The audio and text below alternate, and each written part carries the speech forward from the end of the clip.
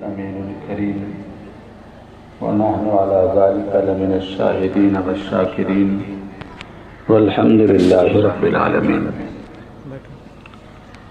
سب سے پہلے درود پاک پڑھیں، اللہم صلی علی سیدنا و شفیعنا و حبیبنا و نبینا و مولانا محمد معدن الجود والکرم وعلى آلہ و اصحابہ وبارک وسلم۔ صلاۃ و سلام علیک یا رسول اللہ، صلاۃ و سلام علیک یا حبیب اللہ صلی اللہ تعالی علیہ وسلم۔ قابل مبارکباد ہے مدرسہ فیض الغربا کے اراکین و منتظمین اور اساتذہ کرام جن کی کوششوں سے آج آپ سب لوگوں کو ایسی شب دیکھنے کو ملی جس شب میں حفاظ کرام کی دستار بندی ہوگی، اور اس دستار بندی کے بہانے سے آپ کی ایک رات اللہ اور اس کے رسول کے ذکر کے لیے مختص ہوئی، اور اس ذکر پاک کے صدقے آپ حضرات علماء کرام جن میں ایک سید عالم دین کے ساتھ آپ کو مجالست کا شرف حاصل ہوا، یہ ساری برکتیں حفظ قرآن کی برکتیں ہیں۔ اللہ تبارک و تعالی اس ادارے کو مزید ترقی اور عروج عطا فرمائے، اور علم دین کے فروغ میں اس ادارے کا بھی ایک مضبوط اور قابل قدر حصہ ہو، اور اللہ تبارک و تعالی تمام لوگوں کے دلوں کو مدارس اہل سنت کی طرف مائل فرمائے کہ مدارس اہل سنت کے فروغ میں حصہ بھی لیں اور مدارس اہل سنت سے فائدہ بھی اٹھائیں۔ آج کی گفتگو میں ہم قرآن عظیم کی تاریخی اور حفظ قرآن کے تاریخی پہلو کو آپ کے سامنے رکھیں گے،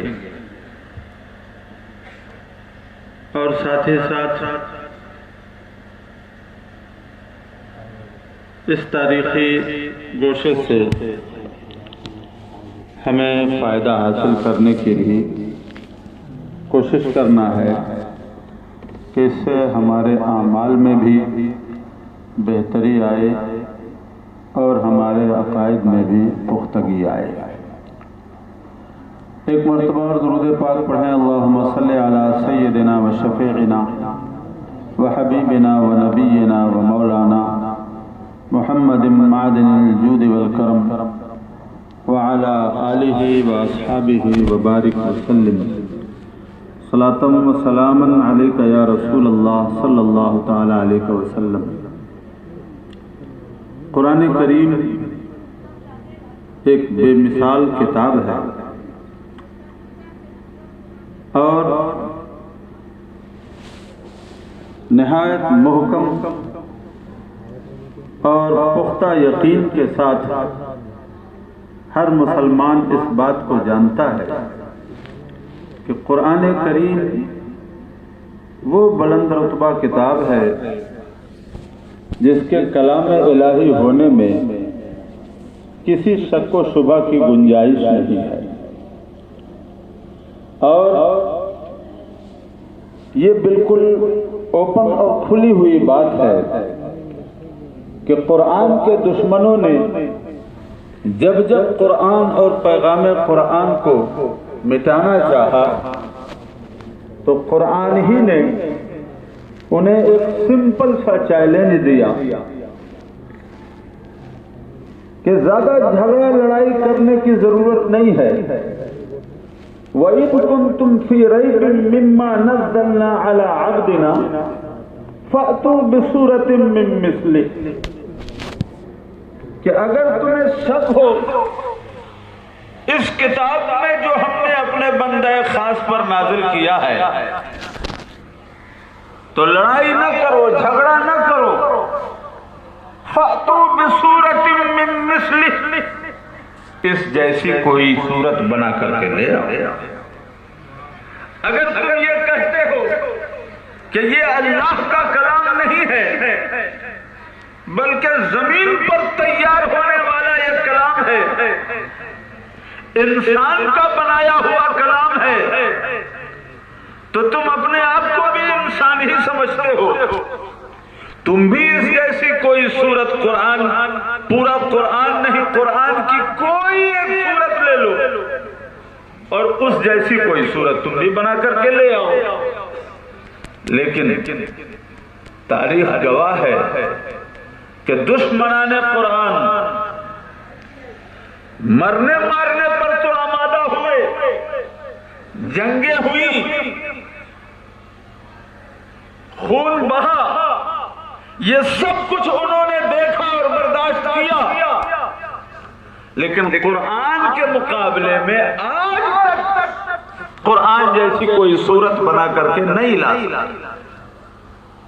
ورنہ سمپل سی بات تھی کہ اگر تمہیں شک ہو تو لے آؤ اس جیسی کوئی صورت، لیکن نہیں لا سکے. اور قرآن فرماتا ہے فَإِن لَمْ تَفْعَلُوا وَلَن تَفْعَلُوا، اگر تم ایسا نہ کر سکو اور تم ہرگز ایسا نہیں کر سکو گے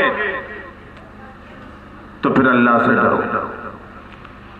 یہ چیلنج آج بھی باقی ہے، قیامت تک باقی رہے گا. اور خدا کی قسم جس طرح سے دنیا آج تک قرآن کا مثل لانے سے عاجز ہے، قیامت تک قرآن کا مثل لانے سے عاجز ہی رہے گا. اب اتنی عظیم کتاب ہمیں ملی ہے تو پھر اس کتاب کی حفاظت اور اس کتاب کو محفوظ رکھنے کی ذمہ داری بھی ہماری ہے. لیکن اللہ تبارک و تعالیٰ کا کرم کہ اللہ تبارک و تعالیٰ نے فرمایا اِنَّا نَحْنُ نَزَّلْنَا الذِّكْرَ وَإِنَّا لَهُ لَحَافِظُونَ، بے شک ہم ہیں قرآن کے نازل کرنے والے اور ہم ہیں قرآن کے حافظ. ہم ہیں قرآن کے نازل کرنے والے، ہم نے نازل کیا ہے، اور قرآن کے حافظ بھی ہم ہی ہیں، قرآن کی حفاظت کرنے والے بھی ہم ہی ہیں. اب یہاں رک کر کے ایک بات آپ سوچیں کہ اللہ تبارک و تعالی نے فرمایا کہ ہم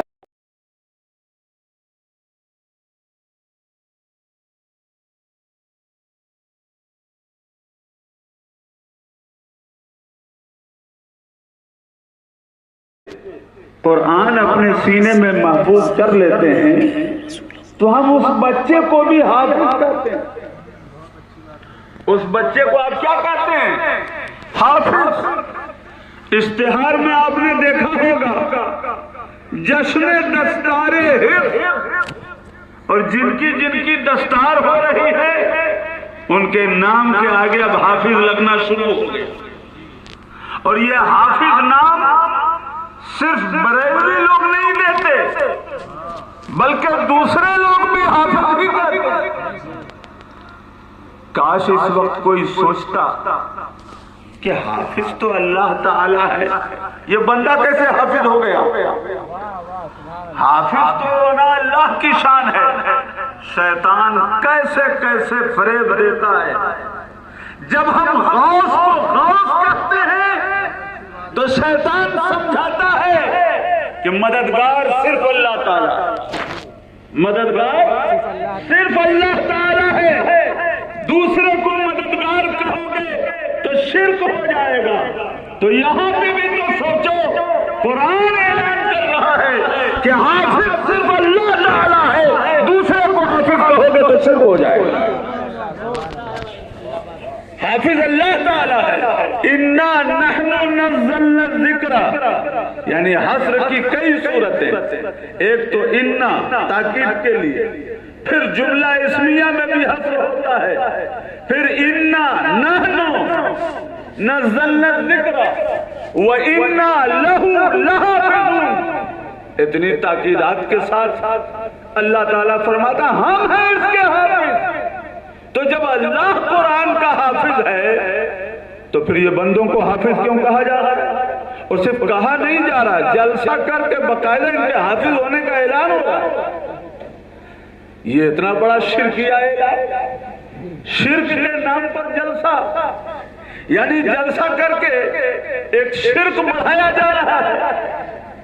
ذرا سوچو دوستو، اب یا تو ان بندوں کو حافظ کہنا غلط یا غوث اعظم کو غوث کہنا صحیح۔ سبحان اللہ سبحان اللہ۔ اگر غوث اعظم کو غوث کہنا غلط تو پھر یہ بندوں کو حافظ کہنا بھی غلط ہوگا۔ اور حافظ صرف بریلویوں میں نہیں ہوتے، حافظ دیوبندیوں میں بھی ہوتے ہیں، حافظ غیر مقلدین میں بھی ہوتے ہیں، سلفیوں میں بھی ہوتے ہیں، وہابیوں میں بھی ہوتے ہیں۔ اور کمال کی بات یہ ہے کہ یہ سب حافظ کہلانا چاہتے ہیں، اور اگر نہ کہو تو برا لگتا ہے کہ ہم حافظ ہیں، آپ نے سادھارن ہمارا نام کیوں لے لیا، سادھارن میرا نام کیوں لے لیا؟ بولو دوستو، کیا اس کا حل ہے؟ مسئلہ یہ ہے کہ ہم پڑھنا چاہتے نہیں، پڑھتے نہیں۔ اگر آپ مدارس اہل سنت سے قریب رہتے تو شیطان کے اس فریب میں آپ نہیں آتے۔ حضور نے فرمایا عالم بن جاؤ، عالم نہیں بن سکتے تو طالب علم بن جاؤ، طالب علم بنو گے تو ایک دن عالم بھی بن جاؤ، اور اگر طالب علم بھی نہیں بن سکتے تو علماء کی باتیں سننے والا بن جاؤ، علماء کی باتیں سنتے رہو گے، کبھی نہ کبھی تمہارے دل میں علم حاصل کرنے کا شوق پیدا ہو جائے گا تو طالب علم بن جاؤ گے، اور جب طالب علم بن جاؤ گے تو ایک دن عالم بھی بن جاؤ گے۔ اور اگر علماء کی باتیں سننے کا بھی موقع نہیں ملتا او محبن، تو علماء سے محبت کرنے والا بن جاؤ۔ محبت کرو گے تو کبھی بیٹھنے کا من کرے گا، ساتھ بیٹھنے لگو گے تو سننے والا بن جاؤ گے، سنتے سنتے پھر شوق جاگے گا تو طالب علم بن جاؤ گے، اور طالب علم بن جاؤ گے تو ایک دن جانکار بھی بن ہی جاؤ گے۔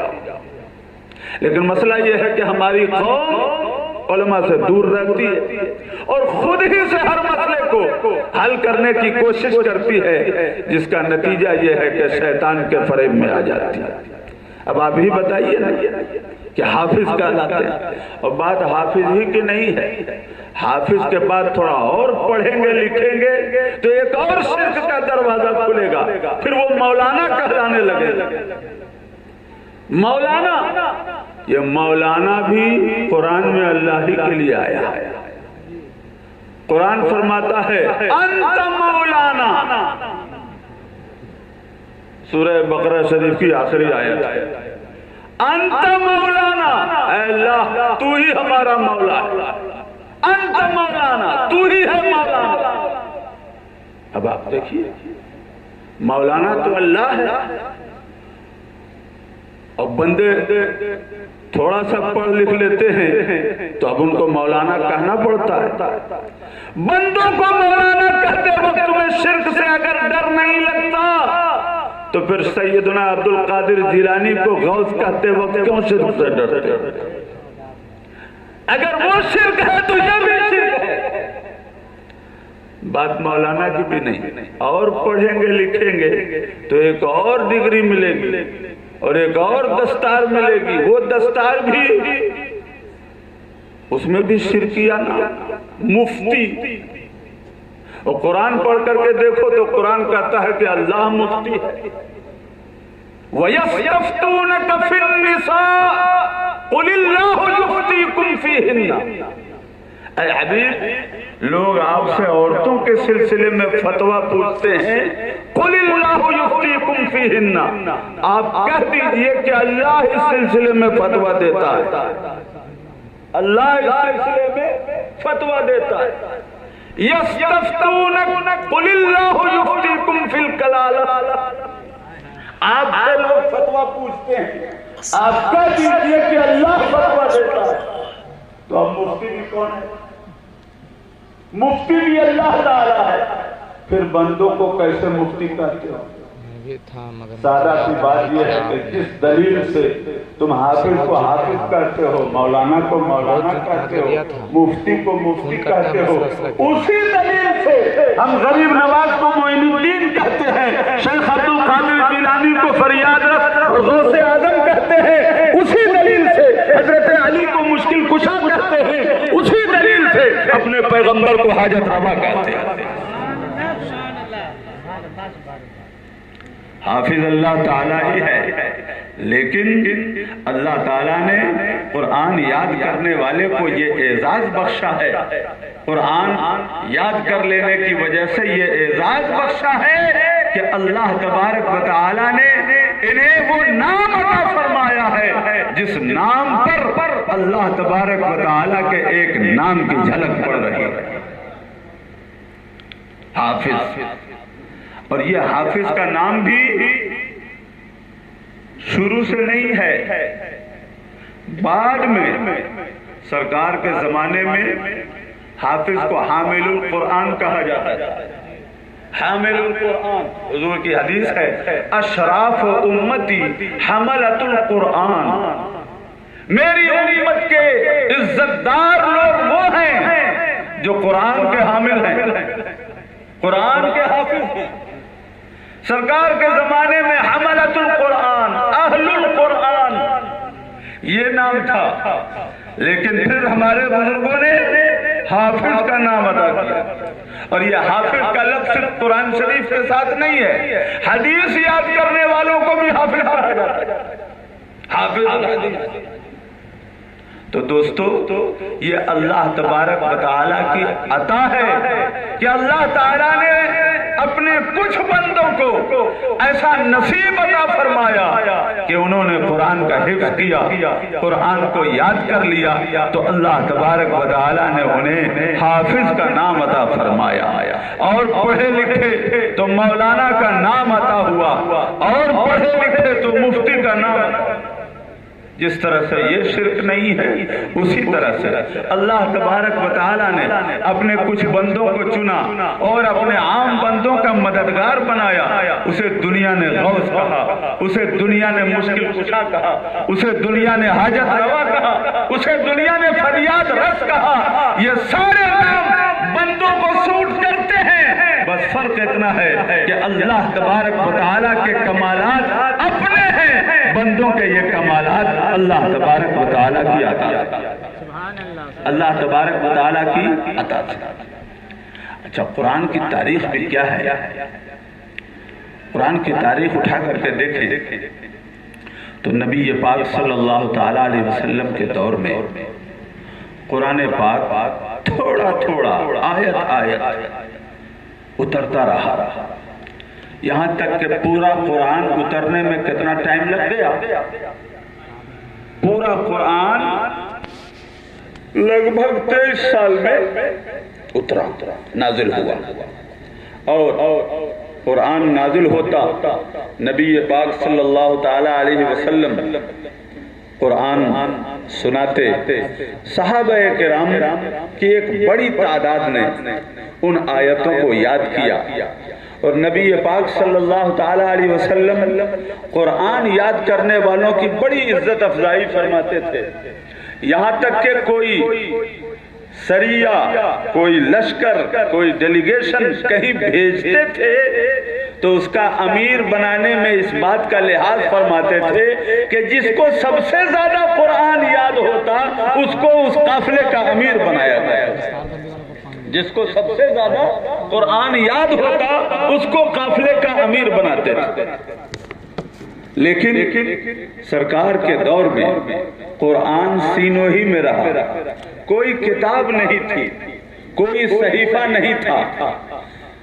نبی پاک صلی اللہ تعالی علیہ وسلم کا دور گزر گیا. حضرت ابو بکر صدیق رضی اللہ تعالی عنہ خلیفۃ الرسول ہوئے تو سرکار کا پردہ کیا ہونا تھا کہ بدماشوں نے سر اٹھانا شروع کر دیا. سرکار نے پردہ کیا، ایک خبیث شخص نے جھوٹی نبوت کا دعویٰ کر دیا.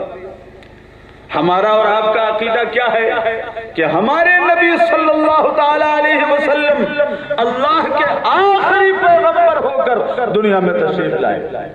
اب نبی پاک صلی اللہ تعالی علیہ وسلم کے آ جانے کے بعد کوئی نیا نبی نہیں آئے گا. کوئی آدمی اگر اس کو پاسبل مانتا ہے اور یہ کہتا کہ آ سکتے ہیں، اگرچہ حضور ہی خاتم النبیین رہیں گے، خالی آ سکتے ہیں پہ بات کرے، وہ بھی دائرہ اسلام سے باہر ہو جائے گا.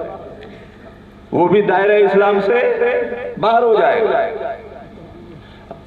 تو مسیلمہ نام کا ایک شخص، مسیلمہ کذاب، وہ کھڑا ہو گیا اور اس نے نبوت کا دعویٰ پیش کیا. جب دعویٰ پیش کیا تو حضرت ابو بکر صدیق رضی اللہ تعالیٰ عنہ نے اس سے کوئی دلیل نہیں مانگی. کیوں؟ دلیل مانگنے کا مطلب یہ ہوتا ہے کہ پوسیبلٹی آپ مان رہے ہیں، دیکھنا یہ ہے کہ اس کا دعویٰ سچا ہے کہ نہیں ہے. نہیں، دعویٰ کیا تو اس کے جھوٹا ہونے کے لیے یہی بات دلیل ہے کہ وہ ایسا دعویٰ کر رہا ہے. حضرت ابو بکر صدیق رضی اللہ تعالیٰ عنہ نے اس کے خلاف فوج کھڑی کر دی اور ایک بڑی شاندار جنگ لڑی گئی جسے تاریخ میں جنگ یمامہ کے نام سے یاد کیا جاتا ہے. اور جنگ یمامہ میں اکیلے ایک جنگ میں اتنے صحابہ شہید ہوئے کہ ماضی کی تاریخ کی ساری جنگوں میں بھی اتنے صحابہ شہید نہیں ہوئے. 1200 کی تعداد صحابہ کی کم و بیش شہادت یاب ہوئی. اور پھر اللہ تعالیٰ نے مسلمانوں کو فتح عطا فرمایا. لیکن ایک خاص بات یہ ہوئی کہ شہید ہونے والوں میں ایک بڑی تعداد ایسے صحابہ کی تھی جو حافظ قرآن صحابہ اس میں بڑی تعداد میں شہید ہوئے. حضرت عمر رضی اللہ تعالیٰ عنہ نے دیکھا کہ ایسے حافظ صاحب لوگ شہید ہوتے رہیں گے تو کوئی حافظ نہیں بچے گا، کوئی حافظ نہیں بچے گا تو قرآن کی دولت سے ہم محروم ہو جائیں گے. حضرت عمر رضی اللہ تعالیٰ عنہ نے حضرت ابو بکر صدیق رضی اللہ تعالیٰ عنہ سے ملاقات کی اور کہا کہ حضور، اگر ایسے حافظ صاحب لوگ شہید ہوتے رہے تو ایک دن ہم قرآن کی دولت سے محروم ہو جائیں گے. حضرت ابو بکر نے کہا کہ آپ کہنا کیا چاہتے ہیں؟ حضرت عمر نے کہا کہ میری رائے یہ ہے کہ قرآن کو اب کتابی شکل میں جمع کر لینا چاہیے، قرآن کا ایک نسخہ تیار کر لینا چاہیے.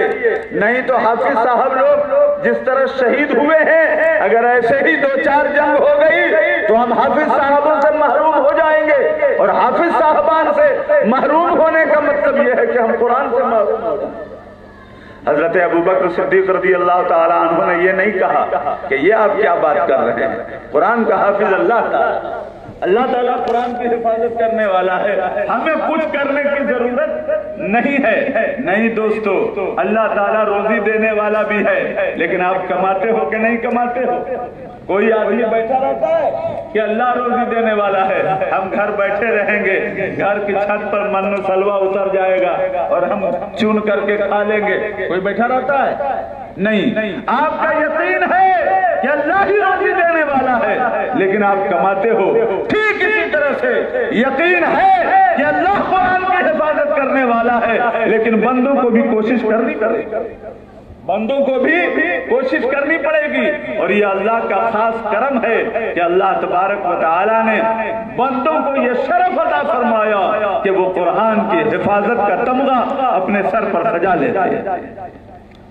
حضرت ابو بکر صدیق رضی اللہ تعالیٰ عنہ نے البتہ ایک بات کہی کہ آپ قرآن کو کتابی شکل میں جمع کرنے کو کہہ رہے ہیں، کیف افعل شیئا لم